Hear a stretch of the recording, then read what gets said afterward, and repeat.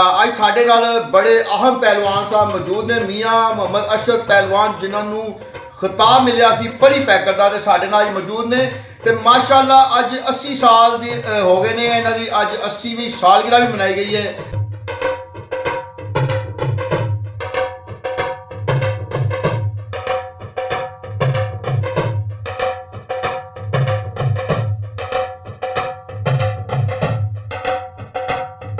ਅਰਸ਼ਦ ਪਹਿਲਵਾਨ ਜਿਸਲੇ ਘਰੋਂ ਨਿਕਲਦਾ ਸੀ ਤੇ ਇਹਦੀ ਚਾਲ ਅਸੀਂ ਦੇਖਦੇ ਸਾਂ ਜਿਵੇਂ ਇੱਕ ਗੇਂਦ ਨਹੀਂ ਚੱਲ ਰਿਹਾ ਸੜਕ ਦੇ ਉੱਤੇ ਉਛਲ ਕੇ, ਇਸ ਤਰ੍ਹਾਂ ਸਾਡੇ ਕੋਲੋਂ ਲੰਘਦਾ ਸੀ। ਔਰ ਇਹਨਾਂ ਦੇ ਅਸੀਂ ਚੋਰੀ ਜ਼ੋਰ ਵੀ ਵੇਖਦੇ, ਸਾਡੀਆਂ ਅੱਖਾਂ ਥੱਕ ਜਾਣੀਆਂ ਲੇਕਿਨ ਇਹਨਾਂ ਨੇ ਨਾ ਥੱਕਣਾ।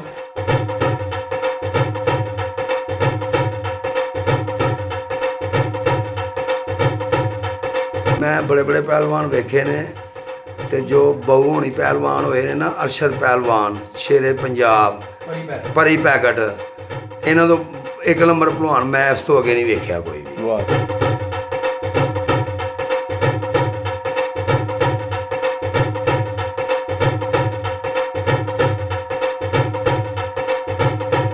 ਪਹਿਲਵਾਨ ਵੀ ਬੜੇ ਮਜ਼ਬੂਤ ਰਹੇ ਨੇ, ਇਹਨਾਂ ਨੇ ਪਾਕਿਸਤਾਨ ਦੇ ਬੜੇ ਵੱਡੇ ਪਹਿਲਵਾਨਾਂ ਨੂੰ ਸ਼ਿਕਸਤ ਦਿੱਤੀ ਹੈ।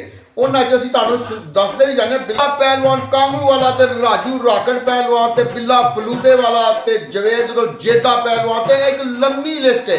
ਤੇ ਅਸੀਂ ਇਹਨਾਂ ਕੋਲੋਂ ਸੁਣਾਂਗੇ ਕਿ ਇਹਨਾਂ ਨੇ ਆਪਣੀ ਜ਼ਿੰਦਗੀ ਕਿਹੜੇ ਪਹਿਲਵਾਨ ਨੂੰ ਹਰਾਇਆ ਤੇ ਕਿਸ ਤਰ੍ਹਾਂ ਆਇਆ। ਜੀ ਇਹ ਜਿਹੜੇ ਪਹਿਲਵਾਨ ਜਿੰਨੇ ਵੀ ਹੋਏ ਨੇ, ਮਸਲਨ ਬਿੱਲੇ ਕਾਂਗੂ ਵਾਲੇ ਕੋਲ ਲੈ ਕਰ ਰਾਜੂ ਜੀ ਉਹ ਸਾਰੇ ਮਰ। ਵਾਹ ਜੀ ਵਾਹ।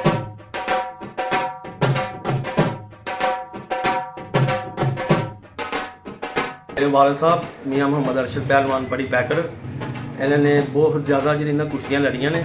ਇਹਨਾਂ ਨੇ ਆਪਣੇ ਸਾਰੇ ਬੱਚਿਆਂ ਨੂੰ ਯਾਨੀ ਕਿ ਸਾਨੂੰ ਸਾਰਿਆਂ ਨੂੰ ਪੜ੍ਹਾਇਆ ਲਿਖਵਾਇਆ।